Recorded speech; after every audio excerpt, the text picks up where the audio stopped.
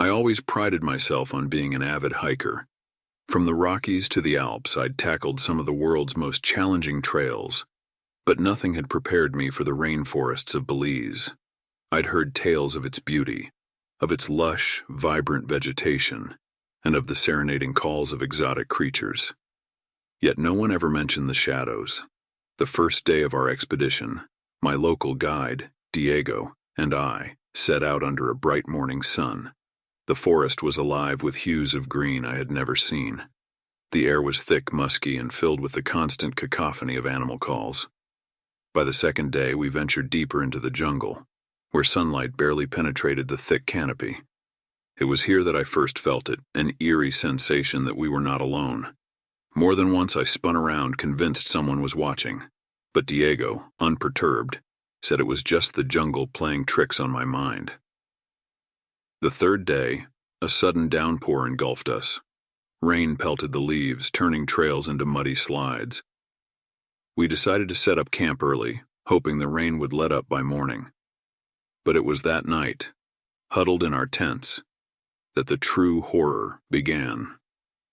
In the deafening sound of raindrops pounding on the tent, I heard whispers. They were soft, almost drowned by the rain, but I was sure I heard them. Indistinct voices, murmuring just outside. Panicked, I turned to Diego. "Did you hear that?" He was quiet for a moment, then whispered, "It's just the rain, amigo. Sleep." But I couldn't. Hours seemed to pass, and the voices grew louder, more insistent.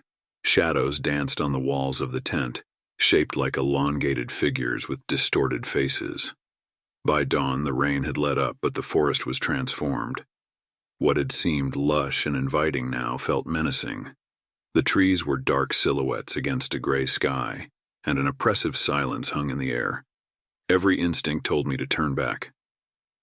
"We have to leave," I urged Diego. He looked at me, his face ashen. "We're lost." Impossible.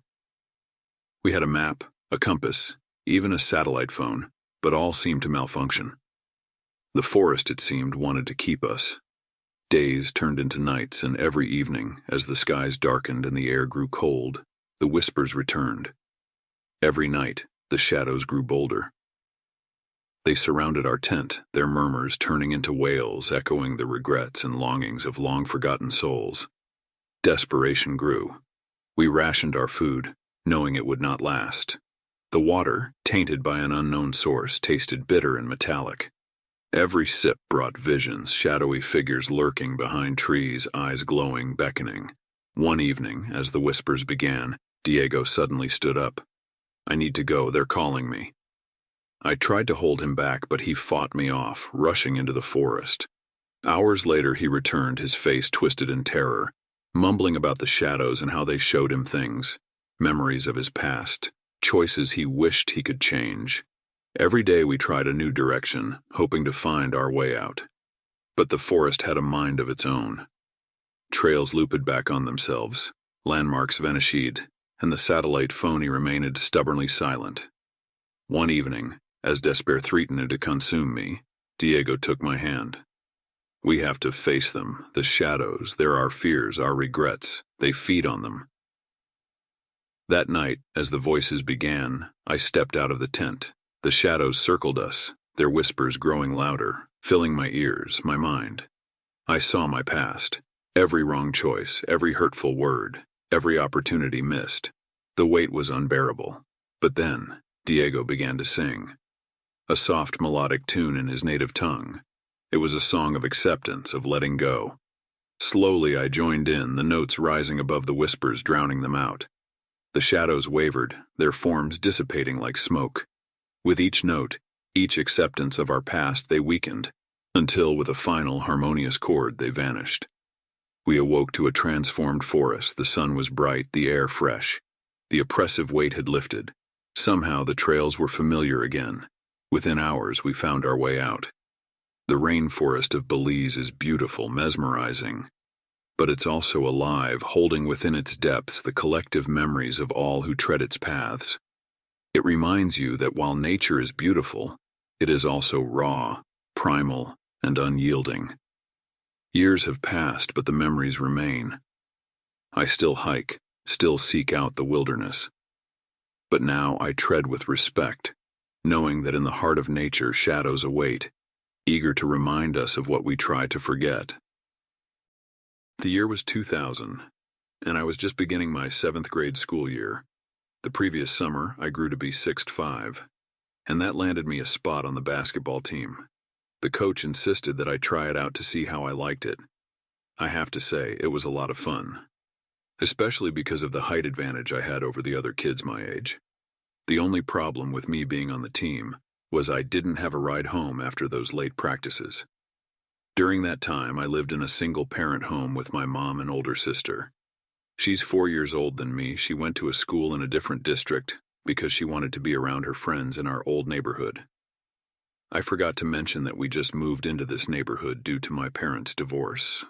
My mother had to work 2 jobs just to cover the bills and other monthly expenses. Because of her busy schedule, I never had a ride to school or a ride home from practice. Being a bigger kid, I felt comfortable walking to school in the early morning and walking home after dark from practice. My school was about a 4-mile walk away from my home, so there were 2 ways to get home after practice. The longer route, which the majority of the walk would be on a well-lit main street, would add about 20 minutes to my commute. But if I cut through the neighborhood, which had streetlight but a lot of dark spots, I would get home faster. I had no issues taking the shorter route, because I have before and never experienced any issues. The neighborhood seemed to be a safe place, so I can admit at times my guard was down.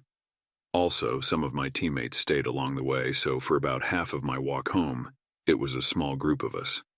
But at that halfway point, I was the last one left and had about 2 miles to go, all by myself every time. So, one night after practice, some of my teammates and I started our short journey home. By the time practice was over, it was already dark out. Like I said before, walking through the neighborhood, visibility was poor, but it was a shorter distance home. We made it to that halfway point and everyone went their separate ways. I was the only one who had the longest walk to go.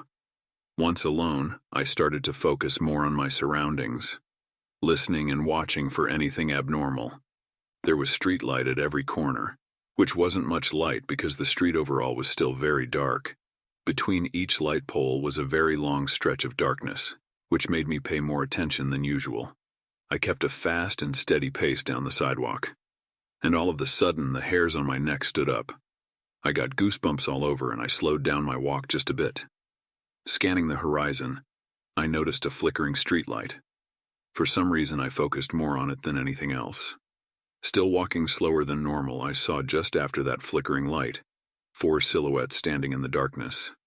I took a deep breath to keep calm and thought to myself, maybe they're just hanging out and want nothing to do with me. I slowed my walk down even more so I could focus more on them, to see if they presented some sort of threat to me. I think they realized that I saw them just standing there, so they emerged from the darkness and started walking towards me. I got scared and calmly walked across the street to the other sidewalk just to avoid any contact. And to my surprise, they started crossing the street at the exact same time. Once I noticed, I turned around and ran as fast as I could toward the well-lit main street. I heard footsteps getting closer, so that was confirmation that I was being chased. Just a few feet away from the main street, I noticed this tall, slim, older man with a trench coat and fedora getting chased by an all-white pit bull. The dog chased that man to the point where me and the older man met up. And for some strange reason, the dog suddenly lost interest in him and calmly turned around and walked away. I turned back to see if those strange people were still in pursuit of me, and they were nowhere in sight. Normally, I didn't approach strangers and ask for help, especially after dark. But given the circumstances, I had no choice. Out of breath, I told the man my situation. He saw the fear in my eyes. He looked at me, nodded his head, and walked with me to the corner of the apartment building where I lived. That entire walk, not one word was spoken between me and the older man. I ran so fast when I noticed the building, got to my front door, turned around to wave at the older man, and he was gone, almost like he just vanished. I got inside and cried in my bedroom, turned all of the lights on, and just sat down thinking of what could have happened to me if I weren't paying attention, wondering what their intentions were. Thinking back on it, what if I had a cell phone? I probably wouldn't have been able to share this story with you all. If you don't take anything from this story, please just remember to pay attention to your surroundings at all times. The chill of the evening air nipped at my face as I stepped out of the office building. It had been a long day, filled with back-to-back meetings and countless emails. With my mind still racing from the day's events, I began my trek to the subway station 2 blocks away. The streets were mostly deserted, with just a few stragglers walking quickly, heads bowed against the wind. The gentle hum of traffic in the distance was the only indication that this city was still awake. Suddenly, a muffled whisper reached my ears. I turned to look over my shoulder but saw nothing.